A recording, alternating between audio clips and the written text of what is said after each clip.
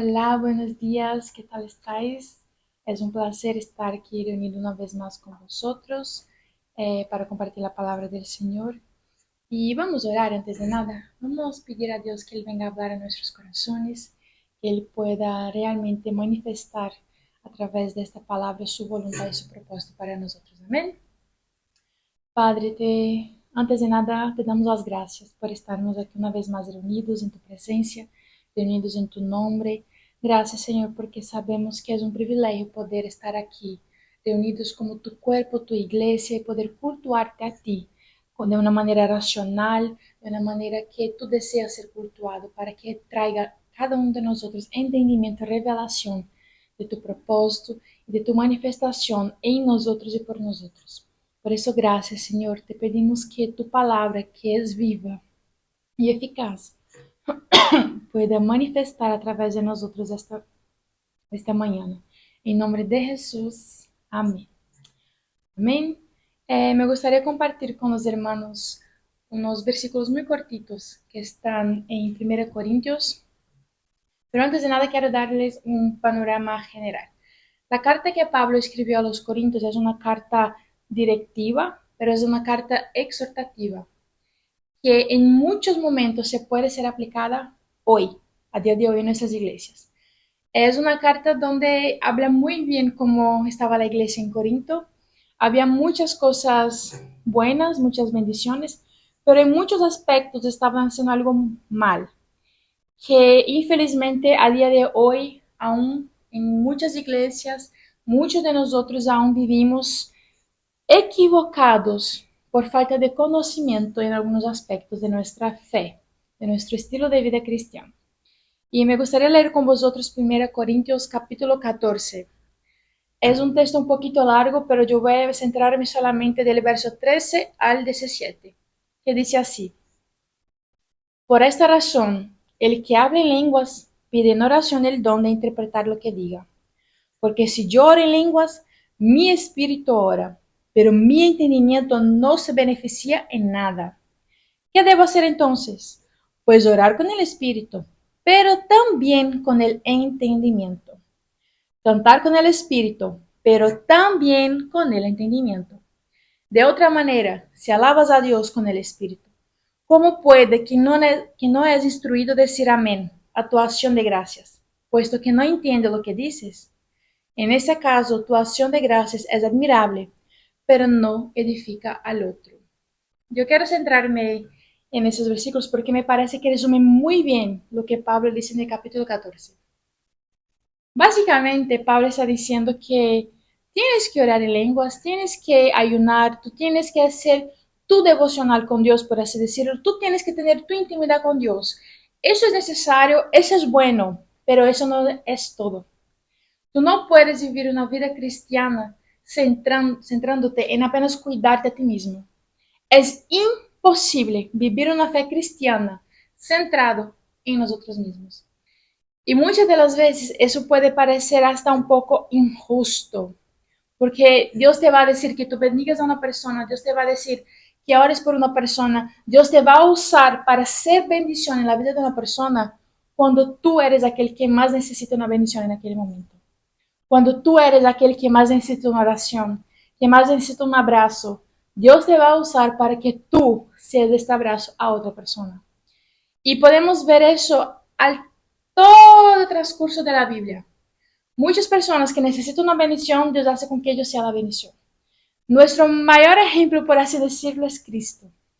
No que Cristo necesitaba una bendición, pero Cristo pidió un libramento. Pero Cristo fue nuestro libramento. Cristo pedía que Dios alejara de él una copa, pero fue con que él tomase esa copa, él alejó de nosotros aquella copa. Es decir, Cristo sufrió para que nosotros no suframos. Él nos dio aquello que él necesitaba en aquel momento. Libramento, búsqueda de la libertad, de aquel dolor, del peso del pecado que le alejaba de Dios. Él nos dio todo eso cuando él pasó por aquello. Y la vida cristiana, en resumen, es esto, es el otro, no yo. No tiene nada que ver conmigo, tiene que ver con nosotros. Y hoy en las iglesias, hoy en los hogares, hoy básicamente en la sociedad, vemos un movimiento egoísta. Todo lo que hacemos, todo lo que buscamos, centramos en nosotros mismos. Es increíble cómo la sociedad, cuanto más egoísta es, más enferma se pone. Hoy vemos una sociedad de gente, además de depresiva y ansiosa, que tiene totalmente una crisis profunda de identidad, porque está tan centrada en buscar a sí misma que se pierde en su rol, en su mente, en sus nociones, en sus temas. Y al fin y al cabo no se conoce a sí misma, porque está tan centrada en conocerse a sí misma que se pierde. Y pierde totalmente el rumbo de su identidad. ¿Por qué? Porque Cristo no nos dice para centrarnos en nosotros mismos. Cristo, que es un Dios, Él en sí es un ser triuno. Él en sí no es un ser individual. Dios en su trindad, en su divindad, nos hizo humanos para compartir, para ser una familia, para ser un conjunto de personas que mutuamente se van complementando, no que mutuamente se van aislando y cada uno por sí solo. En este verso, Pablo aclara una cosa que infelizmente hoy en las iglesias no se ve hablando, no se ve enseñando. Infelizmente, eso trae mucha, pero mucha discrepancia en el estilo de vida que Cristo hizo para nosotros con el estilo de vida que tenemos hoy, que es el individualismo. Pablo está diciendo, ¿tú quieres orar? Vale, ora en lenguas. Tú vas a ser edificado. Y eso está bien. Pero con que tú seas edificado, eso jamás será algo malo. Pero no te va a permitir ser bendición para la vida de tu hermano, que es todo el propósito de que tú seas edificado. Nosotros no podemos buscar la edificación para nosotros mismos sin que con la consecuencia de esa edificación, mi hermano, aquel que está cerca de mí, también sea edificado. El mejor ejemplo de eso fue Cristo. Todo lo que Cristo hizo, desde bajar del cielo a la tierra, desde ser un niño, de crecer como un maestro, desde buscar a sus discípulos, todo lo que él hizo, en su transcurso en la tierra fue de bendición para la vida de los demás. Ha multiplicado pez, ha hecho milagros, ha enseñado, ha instruido, nada se quedó con él solo. Y fíjate, Cristo se apartaba para orar, siempre. En muchas ocasiones vamos a ver, y Cristo se alejó de la multitud para orar, y Cristo se alejó de los discípulos para orar. Eso está bien, no es malo. No es malo tener devocional, no es malo tener tu momento de ayuno, tener tu momento solo tú y Dios. Eso no es malo. El tema no es este. El problema es que estamos invirtiendo tanto en eso, devocional, devocional, devocional. Ayuno individual, ayuno individual, ayuno individual, que nos estamos olvidando del propósito para todo eso, que es la edificación de otros. Cristo no murió por él mismo. Eso es algo obvio, pero muchas de las veces nos olvidamos. La cruz de Cristo no era suya. La cruz de Cristo era mía. La cruz de Cristo era tuya. La cruz de Cristo era nuestra. Él cargó una cruz que no era suya. Él cargó nuestra cruz. Y si vamos a seguir a Cristo, cargaremos cruces que no son nuestras. Y eso no es fácil decirlo, porque vivirlo en realidad duele muchísimo. Duele mucho. Porque además que te estás cargando una cruz que por así decir no es tu culpa, aunque todos tenemos nuestra culpa ahí en el cartorio, no, no es justo porque la cruz no fue hecha para nosotros. La cruz que Cristo cargó fue hecha sobre medida para un otro hombre, un hombre que era mayor que él, un hombre que tenía los huesos más largos. Por eso Cristo literalmente para entrar en esta cruz, para ser crucificado, tuvo que, no fue roto ningún hueso suyo, pero se deslocó, literalmente él se desdobló para caber en una cruz que no era la suya. Y hoy en las iglesias no escuchamos hablar de esto. Hoy en las iglesias nadie quiere escuchar que tiene que ser desubicado, que tiene que estar literalmente sufriendo para que el otro sea salvado. Y no estoy diciendo solamente el otro que está ahí fuera, que sí tenemos que rescatar al otro que está ahí fuera, nuestros hermanos. Estoy diciendo al hermano de la iglesia, al hermano de la familia, la iglesia de Corinto. Vemos muchas iglesias que son muy buenas en llorar. El pastor dice, ah, papá, ya lloramos, ya saltamos, damos piruetas. Vale, tiene su mérito. Pero después, ¿qué haces con todo este llanto? ¿Dónde está la transformación de todo este llanto? ¿Dónde está la edificación a través de tu vida para los hermanos de este llanto? ¿Dónde está la palabra de revelación para la edificación de un hermano? ¿Dónde está la exhortación para la transformación de un hermano? ¿Dónde está? He visitado muchos cultos y eso siempre es algo que me molesta un poquito. Porque veo a la gente que salta, que redopea, que hace piruetas y todo muy lindo y tal, y que no puede controlarse, pero nada más acabar. Es que nada más acabar. Libera una palabra perjurativa a una persona, menosprecia la labor de un hermano, intenta destruir matrimonios. ¿Dónde está la transformación en esto? ¿Dónde está la edificación? Nunca en la historia de la humanidad fue predicado tanto el Evangelio como está siendo predicado a día de hoy. Pero tampoco hubo tanto alejamiento de Cristo y de Dios como hay hoy en la humanidad. La gente está adorando a Satanás deliberadamente en las calles. La gente literalmente se cree con la autoridad y el poder de decir y afrontar al Dios Todopoderoso como si fuera nada. La gente habla de Cristo como si fuera un cualquiera. La gente desprecia la humanidad como si tuvieran el derecho del Creador. ¿Y dónde están los cristianos? ¿Dónde estamos nosotros en todo eso? ¿Dónde está el Evangelio ahí? ¿Dónde está la cruz que yo debería cargar para que mi hermano fuera salvado? Porque cuando yo hablo de que nunca hubo un alejamiento tan grande, yo tampoco estoy hablando del mundo, por así decirlo, estoy hablando dentro de las iglesias. Pastores que roban a sus ovejas, pastores que adulteran con sus ovejas, pastores que casi que matan a sus ovejas para que ellos tengan una vida mejor.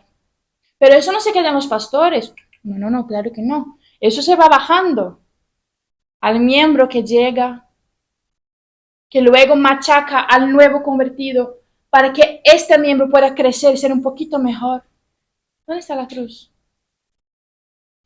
Todos quieren estar en evidencia, estar delante de una cámara, de un palco, con luces, con un micrófono en la mano. Eso es todo muy bonito. Todos quieren una conferencia. Todos quieren el momento del esplendor, de hablar. Pero en tu casa, ¿cómo hablas a tus hijos? ¿Con qué autoridad tú cuidas a los hijos de Dios que Él confió a ti? Porque nos olvidamos a menudo que Dios no tiene nietos. Los hijos que nosotros tenemos no son nuestros. Tratamos a nuestros hijos como si fueran obligación suya vivir el evangelio que enseñamos. Pero ¿y dónde está el evangelio que vivimos? Como hija de pastores, yo siempre crecí, ni siempre fueron pastores, pero yo siempre crecí en un ambiente de pastores, de gente importante, por así decirlo. Y yo no soportaba la hipocresía. Nunca soporté, porque veía la gente predicando palabras lindas, pero sus hijos vivían de la peor manera posible. Y lo peor, no era su culpa, porque era lo que conocían. Vivían una mentira porque conocían la mentira. Enseña al niño el camino que debe andar para que cuando crezca no sea parte de él. ¿Qué camino estás enseñando a tus hijos? Luego cuando crezcan, no te quedes ahí, ay, ¿qué hice yo? Hoy yo puedo hablar eso, aunque muy prontamente, que ahora soy madre. Y yo realmente no entiendo cómo hay padres que pueden decir tantas cosas dolorosos a los hijos.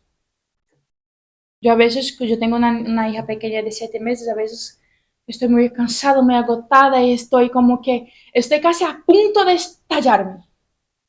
Me viene no es hija tuya, no tienes el derecho de descontar en un bebé tus problemas. Y eso que ella solo tiene 7 meses. Ya crecerá, ya vendrán otros problemas. Pero esa es mi cruz, porque la hija no es mía, es de Cristo. Ella pertenece a Dios. Dios me confió por un pequeño periodo de tiempo, pero yo debo instruirla en el camino que ella debe caminar. Ese es el Evangelio. Mi Evangelio no es vivido aquí cuando yo hablo con vosotros. Que yo no tengo mucho que hablar, no tengo mucho que compartir. Mi Evangelio es vivido en una habitación cuando estoy sola con mi hija de 7 meses, cansada, agotada, después de trabajar, limpiar, planchar, no planchar ni tanto, pero lavar, coser, cocinar. Y ella empieza a llorar y nada la tranquiliza. Ahí empieza mi evangelio. Ahí es mi predicación. Ahí está mi entendimiento. Porque si yo con mi nena de 7 meses y empiezo a hablar en lenguas, no va a servir de nada. Mi espíritu puede que sea muy edificado, pero ¿cómo voy a edificar a mi hija con esta oración?